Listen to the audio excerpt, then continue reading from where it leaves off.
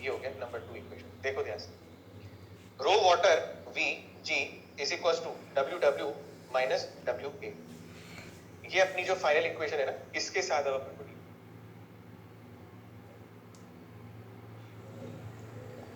देख ला। इसमें किसी को दिक्कत यहां तक? एनीबॉडी जिसको दिक्कत आ रही है यहां तक? मैंने बहुत आसान स्टेप्स में किया है इसको, अगर आपको कहीं पे भी दिक्कत तो बता दें, ठीक है। अब मुझे करना क्या है, फर्स्ट और सेकंड इक्वेशन को दोनों को आपस में डिवाइड करना है, and I want relative density of block. Relative density of block का मतलब हुआ कि पहले मुझे ऊपर डेंसिटी ऑफ ब्लॉक रखनी है और नीचे डेंसिटी ऑफ वाटर रखना है, यानी कि मुझे ऊपर इक्वेशन नंबर 1 रखनी होगी और नीचे इक्वेशन नंबर 2 रखनी होगी। इससे मुझे ये पता चल रहा है, यानी कि rho V G upon rho water V G, ये यूं होगा। That means equals to W A इधर हो जाएगा और ये हो जाएगा W W minus W A. V G खत्म हो गया, ठीक है, और रिलेटिव डेंसिटी यानी कि रो अपॉन रो वाटर यहां से हो जाएगा W A upon W W minus W A. This is the answer. अब मैं इस फॉर्मूले को इसलिए करवाया हूं आपको डिराइव, क्योंकि ये पेटेंटेड फॉर्मूला है और ये आपको रटना है। हर बार आपसे प्रूफ नहीं मांगा जाएगा, याद करें, ठीक है। इसको याद करें और याद रखें, ठीक है। इसीलिए इसे बॉक्स में रखना है और आपको याद रखना है। ऐसा कहना चाह रहे हो आप? एक बार फिर से चेक कर लो सेकंड एक्सप्रेशन, जो आप सेकंड इक्वेशन कह रहे हो, एक बार वापस से चेक कर लो, कहीं कोई गलती ना हो अपने एंड पे, आपके एंड पे। अरे हाँ, सही कह रहे हो आप, मेरे एंड पे गलती है। W A minus W W होगा। I will make it correct now. सही कह रहे हो आप लोग, ये सही है। वो माइनस साइन इधर रहेगा तो मल्टीप्लाई होते ही it is going to become like this. अब चेक कर लो, सही है, डन है ना? अब सही है, बिल्कुल एकदम परफेक्ट है। अब पहले मुझे ये बताओ कि यहाँ से यहाँ तक में कहीं कोई समस्या है? इसके अलावा सिंपल स्टेप्स थे ना। अगर ये सिंपल स्टेप्स थे और ये आपको समझ में आ गया तो नेक्स्ट वाला रिलेशन आप अपने आप फाइंड आउट करो। जल्दी से करके दो मेरे को फटाफट। इसी तरीके से same to same steps follow होंगे। इस बार रिलेटिव डेंसिटी अननोन लिक्विड की पूछी है, इसीलिए 2 से ज्यादा इक्वेशन भी लिखनी पड़ सकती है, ठीक है। चलो करो फटाफट। स्क्रीन के ऊपर मत देखना, ये आप ऑलरेडी जानते हो।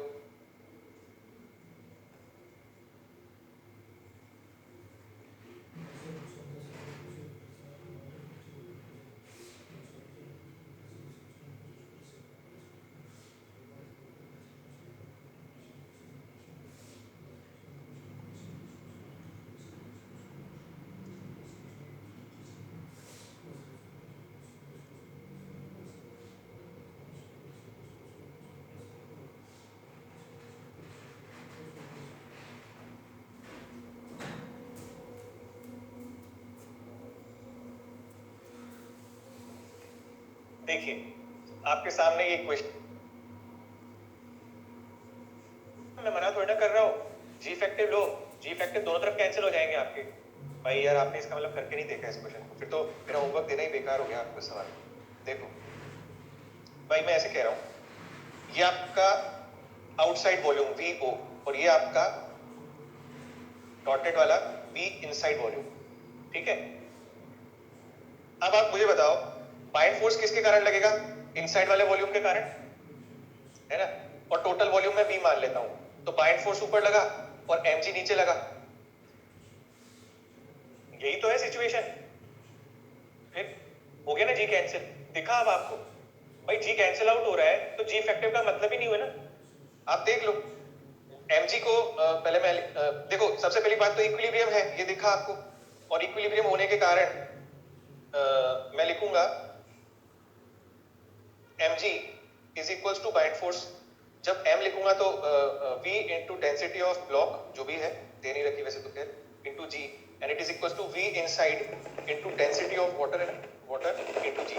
अब आप इसको g इफेक्टिव बोलते हो, मैं कहता हूं बिल्कुल सही बोल रहे हो, पर g इफेक्टिव दोनों तरफ कैंसिल आउट हो रहा है।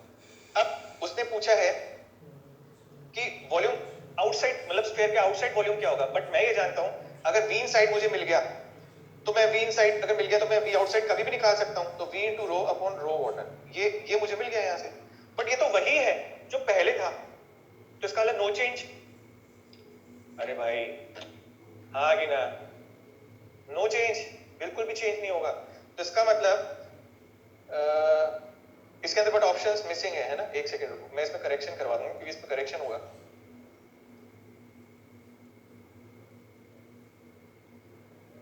इसको इनसाइड कर लो यहां। अब बताओ कौन सा ऑप्शन सही है? ठीक है ना, तो ये ऑप्शन ठीक हो जाएगा, है ना। सही कह रहे हो, ये हो गया भाई। नो चेंज है, ये याद रखना आप। थर्ड सही है ना भाई? फर्स्ट कौन बोल रहा है? अरे भाई कंफ्यूजन है तो पूछ लो तुरंत वापस, कहां दिक्कत है? थर्ड सही है सभी लोगों के लिए? नो चेंज है आंसर, तो जो था वही रहेगा। अब चाहे मैं बाहर के लिए पूछूं चाहे मैं अंदर के लिए पूछूं, अगर मैंने अंदर का एक्चुअल में क्या है, बाहर का अगर होता तो ये 2v/3 ऑप्शन में होना चाहिए था, जो भी दे नहीं रखा। तो या तो मैं ऑप्शन को 2v/3 बना के फिर उसको टिक करवाऊं, या फिर आप उसको इनसाइड कर लो, एक ही बात है। करेक्शन थोड़ा तो करना ही पड़ेगा। ठीक है, चलो डन। ये हो गया अपना यहाँ पे। नेक्स्ट हेडिंग अपन चालू करेंगे। अब नेक्स्ट चालू करने वाले हैं अपन फ्लूइड डायनेमिक्स।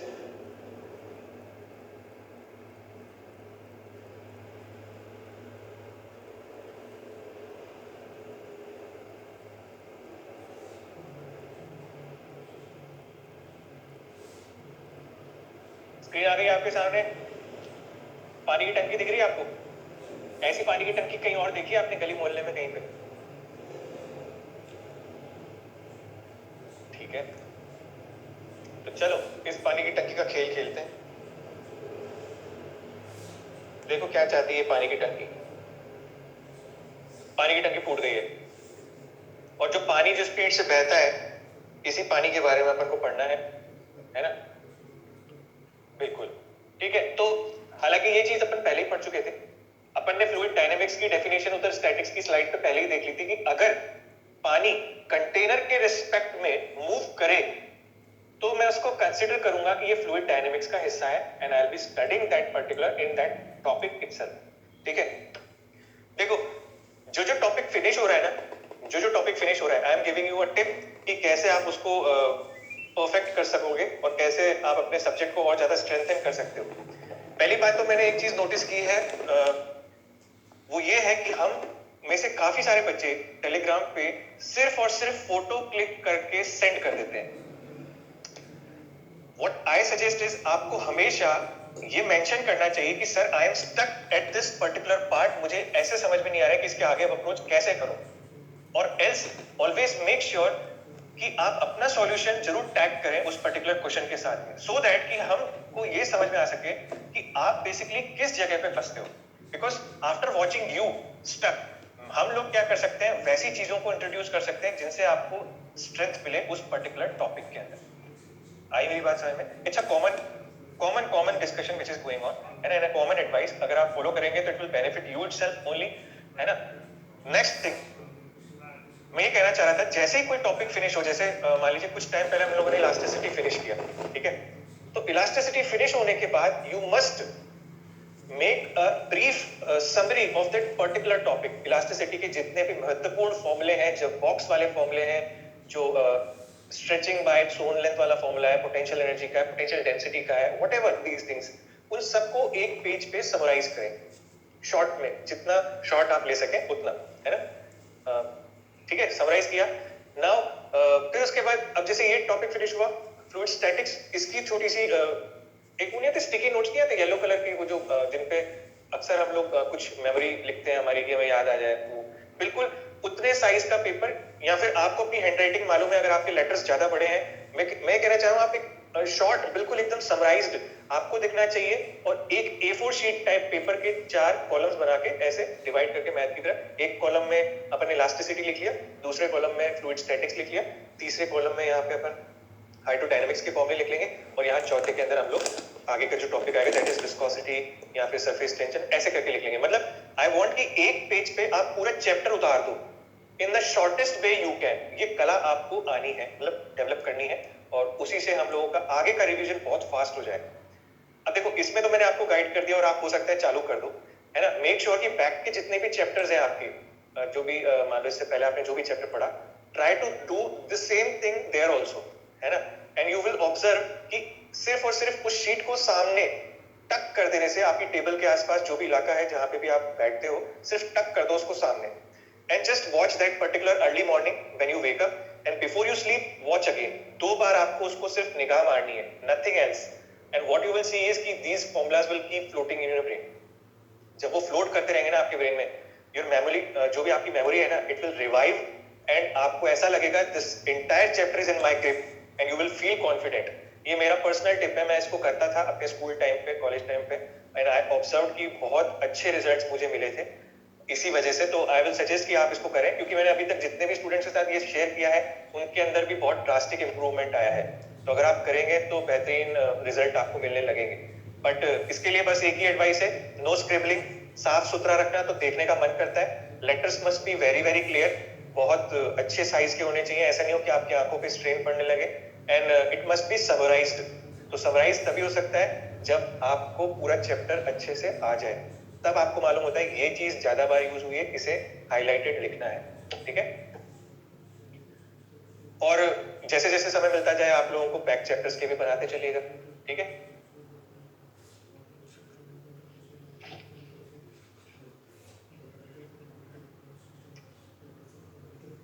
मेरे ख्याल से यार बहुत नॉमिनल स्पीड से चल रहे हैं, और जहां जहां कुछ ऐसा आता है, जैसे मेरे को लगता है सिर्फ एक डेंसिटी वाला ही पार्ट ऐसा था जहां पे मैंने थोड़ी स्पीड रखी थी, क्योंकि मैं मानता था कि डेंसिटी आपको आता होगा, बट जो नई चीज आती है वहां तो अपन स्लो ही चलते हैं भाई, बहुत ज्यादा। तो कुणाल, अपन को थोड़ा सा क्या है कि कोप अप करना पड़ेगा, है ना। तो इस चीज को सब at a point do not change with time, यानी कि fluid velocity at a point, किसी भी पॉइंट पे। अच्छा, अब पहली बात तो मैं आपको ये बता दूं कि आपके लिए ये चैप्टर क्यों इंपॉर्टेंट है ना। नीट पॉइंट ऑफ व्यू से अभी एक बीच में बच्चे का सवाल आया भी था कि हम लोगों को क्या क्या चीजें इंपॉर्टेंट है। तो स्टेडी फ्लो बहुत इंपॉर्टेंट है हमारे लिए, क्योंकि आपके पूरी बॉडी के अंदर जो सारी नसें हैं हमारी, उनके अंदर ब्लड फ्लो करता है, और वो नसें जो है वो पाइप्स की तरह हैं, स्ट्रॉ के पाइप्स की तरह जैसे होती हैं, बिल्कुल वैसे, और उनमें से आपका ब्लड कंटिन्यूअसली फ्लो करता है। तो इट मींस कि हम लोग वहां पे ब्लड के अंदर हाइड्रोडायनेमिक्स यानी कि फ्लूइड डायनेमिक्स के साथ डील कर रहे हैं। That is why it becomes important to you. It becomes important to you ये समझने के लिए कि अगर आपको ब्लड एक्सट्रैक्ट करना है किसी बॉडी से, तो you need a needle which is wide enough so that it can take the pressure of the blood and take the blood. अगर आप ब्लड डोनेशन करने जाते हैं तो यू माइट हैव सीन कि किस तरीके का नीडल होता है, इतना मोटा नीडल होता है, एंड जो कंटेनर होता है आपका, जो पैकेट होता है जिसमें 1 यूनिट स्टोर करते हैं वो लोग blood, when you go to donation, कहीं पे भी अगर आप ब्लड बैंक जाएंगे तो देखेंगे, तो they will keep that particular below you, जिससे कि आपका प्रेशर जो है एंड ग्रेविटी जो है उससे जो है वो पूरा का पूरा ब्लड किसमें जाके स्टोर हो जाए, उस पैकेट में स्टोर हो जाए। That means your heart, whatever your heart pumps, उस पंपिंग स्पीड की मदद से ही वो लोग जो है आपका ब्लड एक्सट्रैक्ट कर रहे हैं। आई बात समझ में? तो दैट इज व्हाट हैपेंस। अब आते हैं सेकंड सिचुएशन पे, जब आपको ट्रिप चढ़ती है, by chance whenever you fell ill and you feel weak, तो आपको ट्रिप चढ़ाई जाती है उस पर। उस ड्रिप के अंदर भी अगर आपने देखा हो तो नोजल यहाँ पे कहीं पे अपनी वेन्स को चेक करके एंड एक वो लगाते हैं कनेक्टर जिसमें लॉक भी होता है और वो भी होता है, and then they insert the pipe there also. वहां पे वो ऊपर की तरफ इसलिए लगाए जाते हैं क्योंकि ग्रेविटी की मदद से वो लिक्विड नीचे जाए, and then it will enter in your body. अगर वो लेवल ऊपर से वो मान लो कंटेनर हटा करके वो नीचे लेके आ जाए या आपके हाथ में पकड़ा दे या आपके लेवल पे लगा दे, तो that will not go in your body. समझ गए मेरी बात? तो हाइट पे रखने से क्या होता है, प्रेशर हाई होता है, एंड यहाँ रखने से यहाँ प्रेशर लो होता है, तो यहाँ एंटर हो पाता है आपकी बॉडी के अंदर, ठीक है।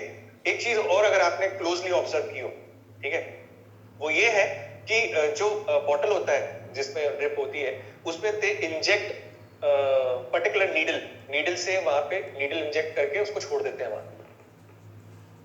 देखा है? जितने मॉलिक्यूल जब जब आएंगे यहाँ पे, उन सब की, यहाँ नहीं, यहाँ, इन सब की इस पॉइंट पे जितने भी आएंगे उन सब की 20 होगी। सिमिलरली इधर जितने भी आएंगे उन सब की 30 होगी, है ना। एंड सिमिलरली यहाँ पे जितने भी आएंगे इनकी 50। तो कहने का मतलब ये है कि हर पॉइंट जो है अपनी स्पीड मेंटेन करके रखेगा। अब आप कुछ समझ सकते हो, अगर यहाँ 10 है, यहाँ 20 है, तो बीच में कहीं 15 भी होगा, ठीक है। यहाँ 20 है, यहाँ 30 है, तो कहीं 25 भी होगा, है ना। यहाँ 30 है, यहाँ 50 है, तो कहीं 40 भी होगा, ठीक है। तो ऐसे पॉइंट्स होंगे। और यहाँ पीछे से आ रहा है तो हो सकता है यहाँ 5 मीटर सेकंड भी रहा हो कभी ना कभी, बट इस लाइन पर आकर के हर मॉलिक्यूल जो है वो 10 का हो जाएगा, इस लाइन पर आकर के हर मॉलिक्यूल जो है 15 का हो जाएगा, इस लाइन पे आकर के हर मॉलिक्यूल 20 का हो जाएगा, ऐसे, ठीक है। तो कहने का मतलब ये है कि अलग अलग लोकेशन पे स्पीड बदल सकती है, बट इसी सेम लोकेशन पे हर बार जब कोई पार्टिकल अंदर एंटर हो रहा है पानी का तो इस पॉइंट पे तो पक्का 10 पाया जाएगा। इसका मतलब होता है स्टेडी फ्लो, ठीक है। यानी कि एंट्री 10 पे ही होनी है सबकी एंड एग्जिट सबका 50 पे ही होना है, ये चीज तो फिक्स है। बीच में कुछ भी आगे पीछे हो सकता है, बीच में बदल सकता है, 10 से 15, 15 से 20, 20 से 30, 30 से 40, 40 से 50 हो सकता है, ऐसा। इसे कहते हैं स्टेडी फ्लो, और ये चीज मेंटेन रहेगी इनफाइनाइट टाइम तक, इसमें कोई परिवर्तन नहीं आएगा, ऐसा। इस फ्लूइड फ्लो के बारे में हम लोग आगे और डिटेल में पढ़ेंगे, तो यही वो फ्लूइड फ्लो है जिसकी बात हम लोग आगे भी करेंगे। अब एक और इसका एनिमेशन दिया हुआ है यहाँ पे, नदी के रूप में, है ना, नदी बोलो या नाली बोलो, जो भी बोलो।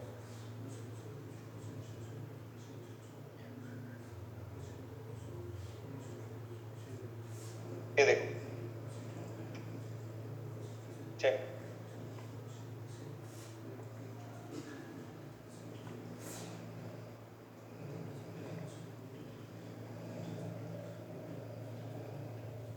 एक मिनट,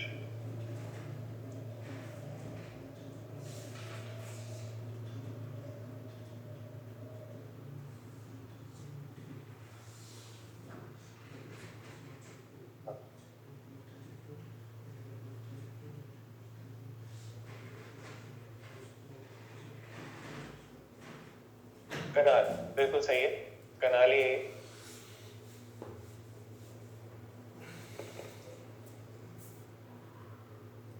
ये लेमिनार फ्लो होता है, एक लेयर के ऊपर दूसरी लेयर, दूसरी लेयर के ऊपर तीसरी लेयर, ऐसे एक लेयर के ऊपर एक लेयर जो चलती रहती है ना, इसको लेमिनार फ्लो कहते हैं। ये इससे जितना कोई खास,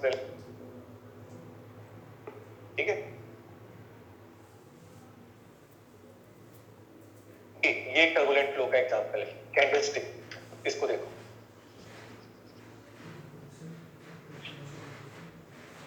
ये हमें पता चलेगा, आगे एक्सपेरिमेंट्स होते हैं, आपको वेंचुरी मीटर होता है, एक पिवोट ट्यूब होती है, ये अपने डिवाइसेस होते हैं। अब जैसे ऐसे समझो आप कि दुनिया में, अपने इंडिया में कई ऐसी नदियां हैं जिनका फ्लो बहुत फास्ट है। अब होता क्या है कि स्पोर्ट एक्टिविटीज या एडवेंचर एक्टिविटीज करवाने के लिए उन नदियों को पिक किया जाता है, कई बार रेस करवाने के लिए, कई बार कोई चैंपियनशिप करवाने के लिए। जैसे राफ्टिंग की मैं अगर बात करूं तो हरिद्वार में भी पानी गंगा का ही आ रहा है, बट लोग ऋषिकेश जाते हैं राफ्टिंग करने के लिए ना। ऋषिकेश के अंदर भी जहां आरती होती है वहां ना जाकर के वो लोग जाते हैं ऊपर हाइट पे, क्योंकि हाइट से पानी फास्ट स्पीड में आता है। तो ऐसे इंस्ट्रूमेंट्स अवेलेबल है आज की तारीख।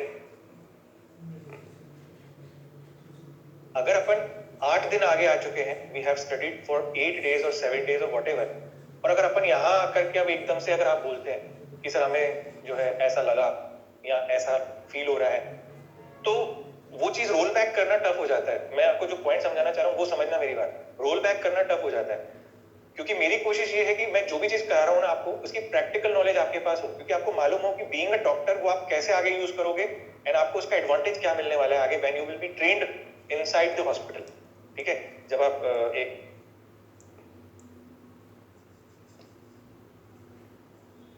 Last part 30% is weaker for this point, तो फिर फटाफट आपकी मदद की जा सकती है ना, आपको उस जगह पे करेक्ट किया जा सकता है and it will improve you a lot, ठीक है। चलिए बहुत बढ़िया, आई होप आप हर चीज को सही डायरेक्शन में समझे, है ना। मेरी पूरी पूरी कोशिश यही है, और बेटर होगा कि अपन इसको कॉल पे डिस्कस करें, because we get late when we detail this particular discussion, है ना Kunal and Ananya. Okay done, मैं इतना लंबा मैसेज नहीं पढ़ पाऊंगा, ठीक है। ओके, आई विल प्रोसीड, चलो डन। तो इक्वेशन ऑफ कंटिन्यूटी की मैं बात कर रहा था। इक्वेशन ऑफ कंटिन्यूटी बेहद आसान इक्वेशन है, और ये इक्वेशन ये कहती है कि आपने अगर घर पे अपने कभी कार धोई है ना, हम लोगों ने कार धोई है कभी ना कभी, है ना। तो आप लोगों ने जब पानी के प्रेशर को बढ़ाना था उस पाइप के अंदर, तो आप लोग आगे अंगूठा रखते थे क्या उस पाइप के आगे? तो आपने देखा कि पानी की स्पीड फास्ट हो जाती है, क्या आपने ये ऑब्जर्व किया है? सभी लोगों ने, है ना। मान लो अगर अपन को कोई अपना दोस्त ही जा रहा है गली मोहल्ले में और अपन चाहते हैं कि उसको भिगाना है और वो थोड़ा दूर है ना, तो भी अपन लोग उसको एडजस्ट कर लेते हैं ना अपनी आगे की हाथ से, और उससे स्पीड फास्ट हो जाती है ना उसको। होली पे अक्सर लोग यही करते हैं, कौन पिचकारी भरे, सीधे पाइप चालू करो और फिर फटाफट छत से जो है बालकनी से जो है सीधे सबको गीला करो, यही होता है। तो इसे सेम इक्वेशन ऑफ कंटिन्यूटी उसी के ऊपर बेस्ड है, सेम टू सेम, ठीक है। आप इसको ऐसे भी समझ सकते हो, कई बार ना जब आप कोई ब्लड सैंपल देते हो या कुछ भी करते हो तो वो यहाँ पे आपको जानबूझ करके एक टाइट स्ट्रिप बांधते हैं, if you have observed again, है ना। टाइट स्ट्रिप बांधने का सेंस यही है कि यहाँ पे जो है ना एकदम टाइट कर लेंगे ना तो आपका जो ब्लड है ना वो फास्ट फ्लो में आ जाएगा बाहर। आई बात समझ में? करते हैं ना, तो ऐसा है, ठीक है। अब ध्यान से देखो, इक्वेशन ऑफ कंटिन्यूटी क्या कहना चाहता है? इक्वेशन ऑफ कंटिन्यूटी ये कहना चाहता है कि आपका जो लिक्विड है वो कंप्रेस तो हो नहीं सकता। कंप्रेस नहीं हो सकता तो नल जितना पानी पाइप में डालेगा पर सेकंड उतना ही पानी पाइप को बाहर फेंकना होगा पर सेकंड। क्या ये बात समझते हैं सब लोग? है ना, क्योंकि पाइप पानी एब्जॉर्ब नहीं कर सकता, पाइप पानी कंप्रेस नहीं कर सकता, दोनों फैसिलिटी उसके पास नहीं है। तो जितना एंटर होगा पानी हर पल हर सेकंड उतने ही पानी को बाहर फेंकना ही होगा, उसको किसी भी कीमत पे फेंकना होगा। अगर आपने पूरे अंगूठे को ढक मतलब पूरे अंगूठे से आगे पाइप का माउथ ढक दिया तो आपका अंगूठा, अगर आपने करने की कोशिश की हो, क्योंकि मैंने भी किया है, सब लोग बचपन में उसी दौर से गुजरे होते हैं और आज भी करते हैं हम लोग ना, मम्मी पापा की मदद में कार आपकी वॉश कर देते हैं ऐसे। तो जब भी हम लोग इस पे पूरे माउथ को कवर करते हैं, यहाँ पे आपको फोर्स फील होता होगा बहुत तेज, और पानी साइड से लीक करने की फुल कुछ टाइम तक तो रोक लेते होगे आप, पर फिर पानी साइड से लीक करने की कोशिश करता है। कई बार नल जहां पे है, जहां पाइप लगा रखा है नल के अंदर, वहीं से पानी पाइप गिर जाता है कई बार, क्योंकि प्रेशर कहीं ना कहीं से तो निकलेगा ना, तो वो लोग वहीं पे अपना फोर्स लग जाता है, क्योंकि यहाँ का तो हम कंट्रोल कर रहे हैं, तो वहां का वो ऑटोमेटिकली पाइप उतर जाता है। क्या ये आपने देखा है? ऐसा इसलिए होता है क्योंकि पाइप स्ट्रेच नहीं हो पा रहा, क्योंकि पाइप पानी तो ले रहा है अपने अंदर, पाइप स्ट्रेच नहीं हो पा रहा, पानी खुद कंप्रेस नहीं हो पा रहा, तो उसको कहीं ना कहीं से तो निकलना ही पड़ेगा, तो वो पाइप गिरा देता है इतने फोर्स के साथ। क्या ये बात समझ आई? अब इक्वेशन ऑफ कंटिन्यूटी कहती है कि क्योंकि लिक्विड आप कह चुके हो कंप्रेस नहीं हो सकता, तो जितना लिक्विड पर सेकंड एंटर होगा उतने ही लिक्विड को पर सेकंड बाहर जाना होगा। यानी कि मैं कह सकता हूं, एक second, dm by dt is constant, है ना। मैं क्या कह सकता हूं? dm by dt is constant. dm by dt is rate of flow of mass and that is constant. मैं यहां लिख देता हूं,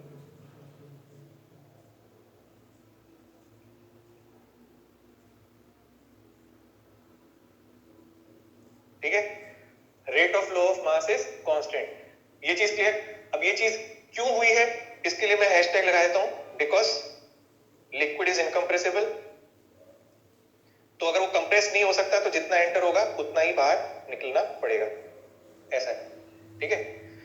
तो अब मैं मास को क्या डेंसिटी इनटू वॉल्यूम लिख सकता हूं? ये जो अभी अपने सामने मास लिखा हुआ है, ठीक है, तो मैंने लिखा जितना एंटर हुआ है उसको मैंने लिखा डेंसिटी इनटू वॉल्यूम 1, और जितना एग्जिट कर रहा है इसको एंट्री वाला बोल देता हूं मास को, और ये एग्जिट वाला बोल देता हूं, ठीक है। अच्छा, आप जानबूझ करके पाइप को एक तरफ से मोटा और एक तरफ से सकड़ा रखा है, ठीक है, जिससे कि हम ये पता लगा सकें कि अगर हम अंगूठा आगे लगा देते हैं और एरिया कम कर लेते हैं पाइप का तो क्या होता है, ठीक है। तो डेंसिटी तो दोनों तरफ पानी तो एक ही आ रहा है, तो डेंसिटी पे तो कोई फर्क पड़ना नहीं चाहिए, तो हमने डेंसिटी दोनों तरफ सेम रखी है। अब ये इक्वेशन बदल करके ये बन गई डी वॉल्यूम अपॉन dt, यानी कि rate of flow of volume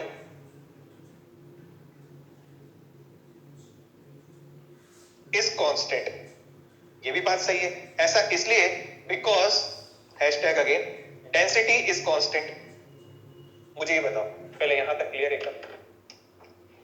by rate of flow of mass constant, क्योंकि आपका जो नल है उसका माउथ जो है, जितना पानी बाहर आ रहा है पर सेकंड में उतना पानी उसको पाइप को बाहर फेंकना है, ठीक है। अब जितना पानी अंदर एंटर हो रहा है और जितना पानी बाहर एग्जिट हो रहा है, अगर उन दोनों की डेंसिटी देखूं तो सेम ही है, तो रो से रो तो कैंसिल हो गया, तो बचा क्या? dv by dt, यानी कि rate of flow of volume is constant. इतना क्लियर है क्या? पहले तो ये बताओ, ठीक है। अब वॉल्यूम को क्या हम लोग लिख सकते हैं एरिया इनटू लेंथ, क्योंकि सिलेंडर की बात चल रही है यहां पे, पाइप सिलेंड्रिकल होता है,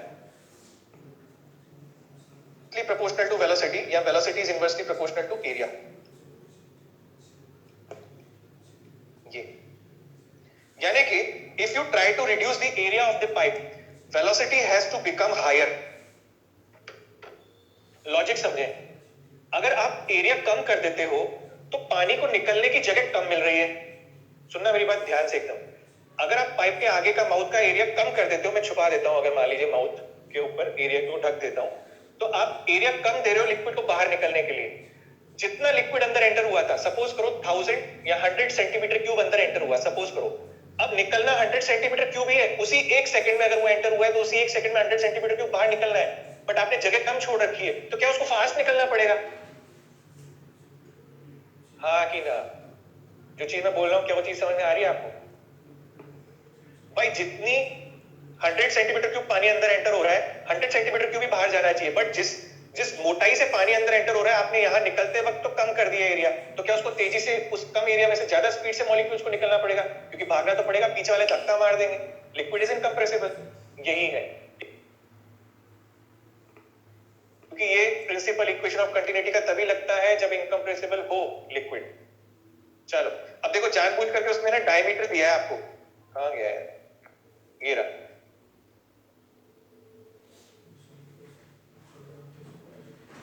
ये डायमीटर d1 मान लो, डायमीटर का रेडियस d1/2, ये d2/2, ऐसे इस जगह पे v1 और इस जगह पे v2। रेशियो बताना है मेरे ख्याल से, तो मैं फटाफट से लिख लूंगा। ये लो, v1 इंटू क्या area of cross section, pi into d1/2 का whole square, v2 into pi d2/2 का whole square.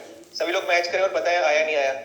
v1 into d1 square, नीचे 4 था वो कैंसिल आउट हो जाएगा इधर से, v2 इंटू d2 स्क्वायर। अगर रेशियो चाहिए v2 अपॉन v1 तो ये हो जाएगा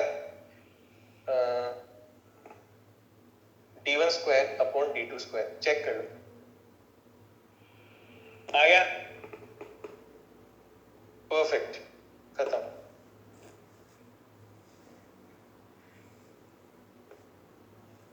अब ये आपका प्रैक्टिकल सवाल जो आपके घर में हमेशा होता है, कह रहा है कि नल के मुंह से जो पानी बाहर आ रहा है उसकी तुरंत स्पीड 3 मीटर पर सेकंड पाई गई है, ठीक है?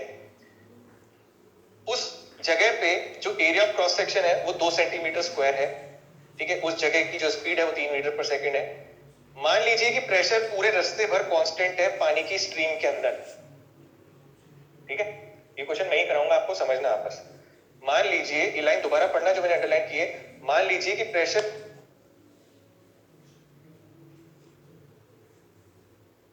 यहाँ पे एक्सेलरेशन ड्यू टू ग्रेविटी के कारण ये नीचे आ रहा है, तो v2 square will be v1 square यानी कि 9 प्लस 2 इंटू 10 इंटू 80/100। सेंटीमीटर को मीटर में कन्वर्ट कर रहा हूँ, 0 से 0 खत्म, 0 से 0 खत्म, and you can see v2 square यहाँ पे आ रहा है 25, and that is why v2 will be only 5 metre per second. ये ऐसा v2 will be 5 metre per second. अब लगेगा बाय इक्वेशन ऑफ कंटिन्यूटी, ठीक है?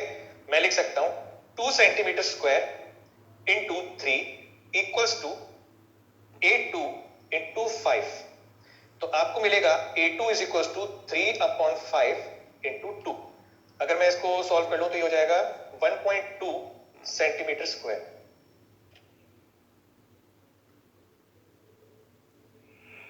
यार 1.2 ही तो आ रहा है। हेलो, 1.5 क्यों लिखा? अच्छा हाँ, अब एक चीज समझो, यहाँ पे कई बच्चे क्या है कि यूनिट को लेके बहुत अपसेट हो जाते हैं, तो मैं आपकी वो तकलीफ दूर कर दूं पहले, है ना? ध्यान से देखना, मैंने 2 को सेंटीमीटर स्क्वायर लिखा है जानबूझ करके। अगर आप चाहो तो वहां पे 2 इंटू 10⁻⁴ कर सकते हो, बट मैंने इसलिए नहीं किया क्योंकि मैं पहले तो मैं ये देखूंगा कि ऑप्शन ABCD जो है आपके वो किस में है, सेंटीमीटर में है कि मीटर में है, पहले तो मैं ये देखूंगा। अगर सेंटीमीटर में ये, जो कि अक्सर हमेशा ऐसे ही होगा, क्योंकि आप खुद सोचो भाई, नल सेंटीमीटर से ज्यादा नहीं हो सकता, यहाँ हमारी जो नसें हैं वो सेंटीमीटर से ज्यादा तो नहीं हो सकती, मतलब ये कभी भी नहीं आएगा, मीटर में कभी नहीं मिलेगा आपको। यहाँ एरिया हमेशा सेंटीमीटर में ही रहने वाले, प्रैक्टिकल चीज है, इससे ज्यादा नहीं होगा। तो अगर इस तरफ सेंटीमीटर है और ये मीटर पर सेकंड, ये मीटर पर सेकंड, तो इनकी यूनिट तो आपस में कैंसिल आउट हो जाएगी, तो एरिया में सीधे सीधे सेंटीमीटर स्क्वायर की यूनिट मिल जाएगी, तो मैं कन्वर्ट क्यों करूं? इसीलिए नहीं किया मैंने कन्वर्ट जानबूझ करके। तो आपको अगर ये क्लैरिटी है तो फिर आपको कन्वर्ट करने की जरूरत नहीं है, आंसर सेंटीमीटर में ही 2, खत्म बात, ठीक है? अब आ गया आपका वो दूसरा फॉर्मूला जिसके बारे में मैंने कहा था, ये टोटल 2 ही फॉर्मूले हैं इस चैप्टर के अंदर। अजीब लग रहा है? आज से पहले तो नहीं था ऐसा। पर यूनिट वॉल्यूम क्यों लिख रहे हैं? क्योंकि पानी जो है ना, ऐसा कहते हैं ना कि अपने को सबको पता है ये चीज कि 70% तो पानी है अपने पूरी पृथ्वी पे, ऐसा अप्रोक्सीमेटली कहते हैं लोग बाग कि 70% यानी मोर देन 50% तो पानी है and land is almost 30%। And और खतरनाक खबरें ये आ रही हैं कि आदत डालना, वरना v को आप कई बार वेलोसिटी समझ गए तो नुकसान हो जाएगा हमारा। अब जैसे यहाँ v लिख दिया है ना, तो ये v VOL पूरा लिख लो, जिससे क्या आपकी मिस्टेक ना हो कहीं गलती से भी।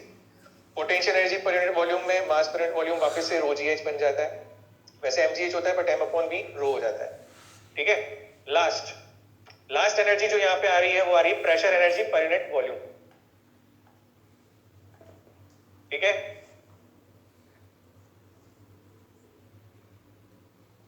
फ्लूइड।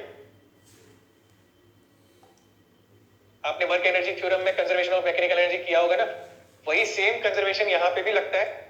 वहां हम लोग दो एनर्जी के साथ सबसे ज्यादा फेवरेट होती थी हमारी, और उनके साथ ही हम लोग मैक्सिमम खेला करते थे, वो थी पोटेंशियल और काइनेटिक, दोनों थी बस मैक्सिमम टाइम्स। मगर यहाँ 3 है, पोटेंशियल काइनेटिक के साथ में प्रेशर की भी, क्योंकि पानी मैकेनिकल एनर्जी यहाँ लगेगा और वो तीनों एनर्जी हर पॉइंट पे, जैसे कि कोई भी 2 पॉइंट यहाँ लिए जा रहे हैं, एक ये फर्स्ट नंबर वाला और एक सेकंड नंबर वाला, कोई भी 2 पॉइंट पे ये एनर्जी, तीनों एनर्जी का सम बराबर होगा। जरूरी नहीं है यही 2 पॉइंट हो, मैं कहीं यहाँ बीच में आर्बिटरी कहीं भी ले सकता हूँ रैंडमली। हर पॉइंट पे इन तीनों एनर्जी का सम बराबर होगा, यानी कांस्टेंट होगा। जैसे वहां बोलते थे ना कि काइनेटिक एनर्जी और पोटेंशियल एनर्जी, किसी बॉल को आप ऊपर फेंको या ऊपर से नीचे फेंको, किसी भी हाइट पे जोड़ करके देख लो, टोटल एनर्जी जो है हमेशा सेम आएगी। वैसे यहाँ पे बोला जा रहा है पानी, बहता हुआ पानी जो है किसी भी पॉइंट पे रोक करके उसकी तीनों एनर्जी का जोड़ एडिशन निकाल लो, सेम आएगा। तो अब इसको लिखेंगे हम। अच्छा एक चीज और, वहां पे क्या आप लोगों ने जब आप पोटेंशियल एनर्जी लिखते थे तो क्या आप रेफरेंस लाइन मानते थे क्या वर्क एनर्जी में? रेफरेंस लाइन मानना आता है सबको? सबको आता है रेफरेंस लाइन मानना? तो यहाँ पे ये जो डॉटेड लाइन दिख रही है ना आपको, ये रेफरेंस लाइन है, ये याद रखना। ठीक है, तो रेफरेंस लाइन यहां भी माननी पड़ती है, same as that of previous chapter. ठीक है, तो ध्यान से देखो,